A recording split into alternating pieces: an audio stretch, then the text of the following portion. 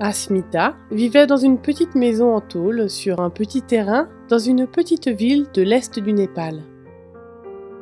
5 personnes vivaient dans cette maison: son père, sa mère, sa grand-mère, Asmita et le petit frère d'Asmita. Au Népal, de nombreuses familles cultivent leur propre nourriture sur les terrains autour de leur maison. Mais le terrain autour de la maison d'Asmita était trop petit pour cultiver suffisamment de nourriture pour nourrir sa famille. Les parents d'Asmita ont donc dû travailler très dur pour nourrir la famille. Ils n'étaient jamais allés à l'école et ne savaient donc ni lire ni écrire. Ils n'avaient jamais étudié pour devenir chauffeur de bus, plombier ou enseignant. Parfois, ils portaient des briques ou creusaient des fossés. D'autres fois, ils plantaient et récoltaient des cultures. Après une longue journée de travail, le père et la mère d'Asmita, extrêmement fatigués en rentrant à la maison, voulaient se détendre. Ils ont essayé de se faire plaisir en buvant de l'alcool. Mais lorsqu'ils buvaient, ils commençaient à se battre. Plus ils se disputaient, plus ils buvaient. Avec le temps qui passe, les parents d'Asmita semblaient boire et se disputer en permanence.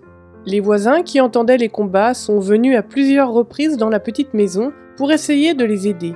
Puis les dirigeants de la ville ont essayé de les calmer. Même la police est venue et a essayé de leur proposer une solution. Mais rien n'a changé. Le père et la mère d'Asmita ont continué à boire et à se battre. Puis sa mère est partie. Elle en avait assez de boire et de se battre. Elle voulait une vie meilleure. Elle est donc partie travailler en Inde. Asmita est restée à la maison. La petite maison ne compte plus que 4 personnes. Sa mère étant partie, Asmita a été chargée de la maison. Elle prépare les repas et fait le ménage. C'était un travail difficile. Il était également difficile de vivre avec son père. Il n'arrêtait pas de boire et quand il buvait, la maison n'était pas calme et ne connaissait pas de paix. Il semblait que la vie ne s'améliorerait jamais. Puis la grand-mère d'Asmita a commencé à aller à l'église le jour du sabbat. Asmita n'avait jamais entendu parler de l'église, mais sa grand-mère était heureuse lorsqu'elle rentrait de l'église le sabbat. Asmita aime la voir sourire. Sa grand-mère lui raconte des histoires sur le Dieu du ciel dont elle a entendu parler à l'église. Asmita n'avait jamais entendu parler de ce Dieu. Sa famille adorait des dieux de pierre et de bois, mais Asmita aimait ces histoires. Un sabbat, Asmita décide d'aller à l'église avec sa grand-mère. Elle abandonne ses tâches ménagères et prend son petit frère par la main. Ils se rendent ensemble à l'église. D'autres enfants ont accueilli chaleureusement Asmita à l'école du sabbat des enfants. L'animatrice l'a accueillie avec un grand sourire. Asmita a tout de suite su qu'elle voulait venir à l'église tous les sabbats.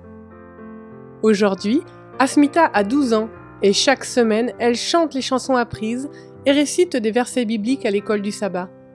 Elle est si heureuse. La vie est devenue vraiment meilleure avec Dieu. Chaque sabbat, Asmita propose à son père de venir lui aussi à l'église et elle prie pour qu'il accepte. Je pense que si mon père vient à l'église, il s'arrêtera de boire et nous aurons la paix à la maison, dit-elle. Une partie de l'offrande du 13e sabbat de ce trimestre contribuera à la création d'une école dans l'est du Népal où des enfants comme Asmita pourront y étudier. Merci pour votre généreuse offrande ce 13e sabbat.